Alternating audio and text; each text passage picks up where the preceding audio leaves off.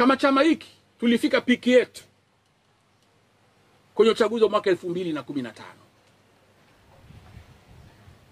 Wakati huu chama hiki kilishafika hatua ya kuwa na wabunge 72 kwenye bunge la Jamhuri ya Muungano wa Tanzania.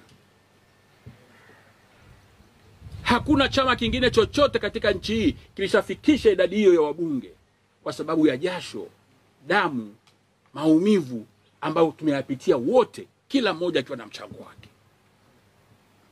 Chama hiki kilifikisha uchaguzi ule madiwani 1104.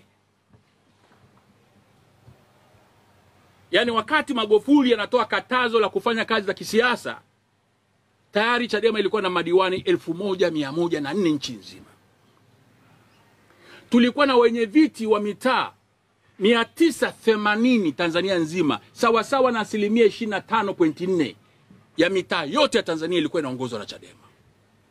Hasa maeneo ya majiji kama Dar es Salaam, Arusha, Mbeya, Mwanza, Shinyanga, Bukoba, Moshi na maeneo mengine mengi. Tulikuwa na wenye viti wa vijiji 1754, ambayo ni 18% ya vijiji vyetu vyote vya Tanzania vilikuwa vinaongozwa na Chadema. Haikuwa hatua ya kitoto, ilikuwa ni jasho na damu ya wanachadema. Tulikuwa na vitongoji tunavyoongoza 9145 nchi nzima. Tulikuwa tuna wajumbe wa serikali mchanganyiko kwenye vijiji mbalimbali ndani ya nchi yetu ya Tanganyika, watu 18527. Na tulikuwa tuna wajumbe wanawake 10471, tukiongoza halmashauri na majiji mbalimbali 24 katika nchi nzima. Katazo haramu likawekwa. Nataka nimesema nitoe hizi data, ndugu viongozi wenzangu, wanachama na hata waandishi wa habari na Watanzania wanaotusikiliza, ili mtambue mnakiandikia ama mnakifollow chama hiki kwa njia sahihi. Kuanzia 2016 katazo la mikutano na shughuli za kisiasa la vyama vya siasa likafanyika. Haram kabisa, kinyume cha katiba, kinyume cha kanuni. Kwa miaka 7 chama hiki na vyama vingine vya siasa vya upinzani na hata taasisi za kiraia zilifanyiwa katazo haramu la kufanya shughuli halali za kikatiba. Katazo hili haramu limeondolewa mwaka jana, tarehe 3 mwezi wa kwanza mwaka 2023, ndio Rais Samia alipotangaza kuondoa katazo haramu batili walilokuwa wamewekea chama hiki. Sasa ndugu wa Tanzania wenzangu, wakati katazo hili limenyanyuliwa, limeondolewa, chama chetu kilikuwa kimeathirika sehemu kubwa sana. Na hakika vyama vingine vingi vya upinzani navyo vimeathirika sana. Yawezekana, mimi sio msemaji wao, kuna baadhi ya vyama vilishindwa kabisa kujimudu. Kwa hiyo tumekwenda kwenye uchaguzi wa serikali za mitaa mwaka 2019 na uchaguzi mkuu mwaka 2020, tumeingia mchezoni bila kufanya mazoezi. Haukufanyika uchaguzi, ulifanyika uchafuzi. Tukaanza tena mwaka 2021, 22, tumekuja kuanza shughuli rasmi za kisiasa baada ya hotuba ya Rais Ikulu na vyama vya siasa pamoja na wadau mbalimbali wa nchi tarehe 3 mwezi wa kwanza mwaka jana. Sasa sisi kama viongozi tunakutana na changamoto kubwa. Chama kimeumizwa, wabunge wake wengine wamenyang'anywa, viongozi wake wengine wameuawa, wengine wako uhamishoni. Watu wamechanganyikiwa, watu wameparagana. Tulianza kazi ya kukijenga upya chama hiki. Upya. Chadema ni chama makini ambacho hatukurupuki wala hatufukii ili mwanaharamu apite. Maana yake ni nini? Kama chama tulilazimika kuanza program za kukijenga chama kuanzia kwenye vitongoji. Kwa hiyo tangu vyama vimeruhusiwa kuanza kazi kwa muda wa miezi 22, wanawake na wanaume hawa wapiganaji hawa na wengine wengi huko mikoani wamepigana usiku na mchana kuirejesha heshima ya chama hiki. Na tulifanya yote haya tukijua mahali pa kwanza pa kuja kurejesha taifa kwenye utengamano ni kwenye uchaguzi wa serikali za mitaa. Leo nafarijika kama mwenyekiti, japo kwa maumivu makubwa sana. Tumeweza kusajili wanachama chama hiki kidijitali nchi nzima.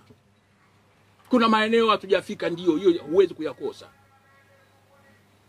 Tumeweza kuwapata viongozi wetu kwenye vitongoji, kwenye vijiji, kwenye makata, kwenye wilaya, kwenye mikoa, kwenye kanda. Na hatimaye tutahitimisha taifa.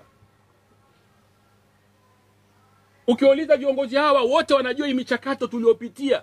Yote ni kukiandaa na kukipanga chama kwa ajili ya kuja kushiriki chaguzi za kiserikali, hasa katika mitaa, vijiji, vitongoji na mwaka kesho kwenye uchaguzi mkuu wa madiwani wa bunge na rais. Wajibu huu tunaofanya kama nilivyosema kwenye mazingira magumu sana. Tukipitia changamoto nyingi sana. Lakini leo I can proudly say kama mwenyekiti, chama chetu kina viongozi katika mikoa yote ya Tanganyika ambao wamechaguliwa kupitia mikutano mikuu ya chama, sio kubambika. Kuna vyama vinasema vina viongozi wanachukua watu 10, 20 na kujikusanya, au basi wewe mwenyekiti, wewe katibu. Sisi wamechaguliwa.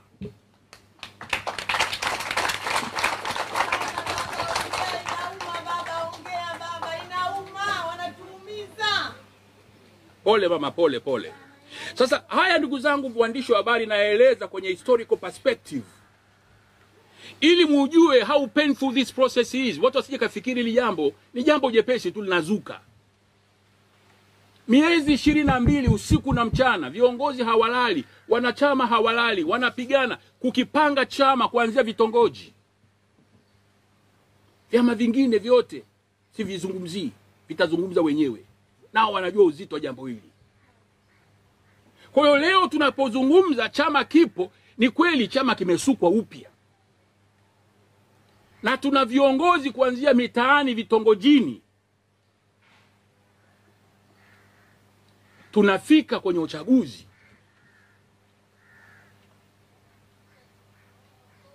Ikulu ya kwanza ya wananchi ni serikali yake ya mtaa ama serikali yake ya kijiji.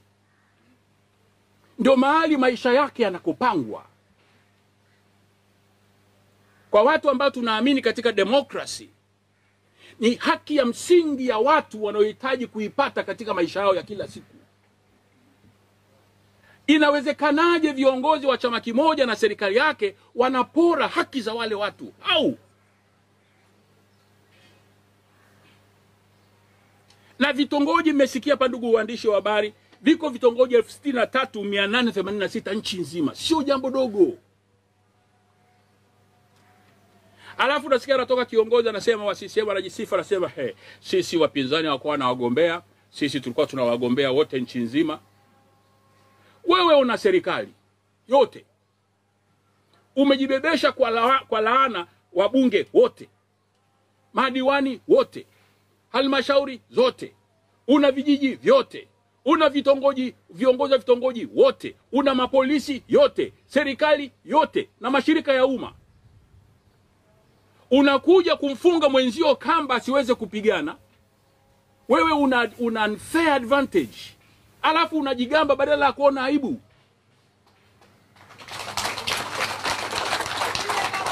Yaani Chama cha Mapinduzi badala ya kuona aibu kupambana na vyama vya upinzani ambavyo havina fedha, havina vitendea kazi, havina magari, watu wanajitolea, wao wanalipwa kwa kodi zetu, bado wanaweza wakasimama eti wanajigamba wamepita kwa 100% wakati dunia nzima inawaona wakiengua watu wetu.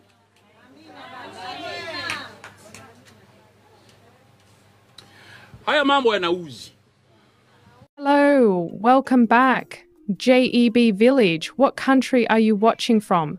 Today we will show you Africans who eat fish with electricity. African life in the village. They cook good fish, but with electricity. Have you ever eaten it? It's really strange, but it's nice because they eat happily and they also feel the whole world is theirs. It's amazing that this African community uses the same culture of believing that food cooked by a beautiful black woman is tastier, and men like to marry black women because they grow hotter in the country. What are your cultures? After cooking, they must be called old people so that they can eat here. What you are looking at is a fish with electricity. Being cooked, these fish are found in a well in Tanzania, Africa. The African community prepares food together. They sit and eat when they start to eat. They eat with love and solidarity. They like to eat fish and other things. Surprisingly, this community believes that black women are the most popular for men to visit cities with black women because they believe that these women are hotter. For example, if you look at this girl who cooks, she is a black girl. Because they like women like this, they believe that a girl like this, her food will be tastier because she cooks more calmly. And when she cooks with a beautiful smile. Many people like girls like this more. Men collect cows and visiting families with daughters who are getting married. The surprising thing is that these fish are famous for their sweetness, even though they are electric fish. These fish are found in Tanzania, mainland Africa. Very attractive. If you look at her like this one who cooks, she is really beautiful. Africa is famous for having very beautiful women. Have you ever been to Africa? If you haven't been, tell us what country you are watching us from. Please count. Scrub channel. There's so many things today. In addition to having good food, the African environment is attractive because the climate is calmer, which causes African people to be beautiful and have softer skin than other continents. If you consider the African environment, it is an environment that encounters rain frequently, but also far from encountering a lot of rain to meet the sun with great calmness, the sun that does not hurt because many deserts are not found in Africa, but are found in other continents. Look at the many attractions found in this video. These are pots that are found only in Africa, but apart from being stuck in a pot, he uses it to move. It is a natural handle. He cuts a tree with 2 horns and holds the pot while moving maize grain that is very nutritious for men. But this grain is famous for children so that they can gain intelligence and women to find the strength to work. It should be remembered that in Africa, women do most of the housework and men go to find income to meet the family. Welcome to our channel to learn many things. We ask you to comment and let us know under we will see what nation will happen.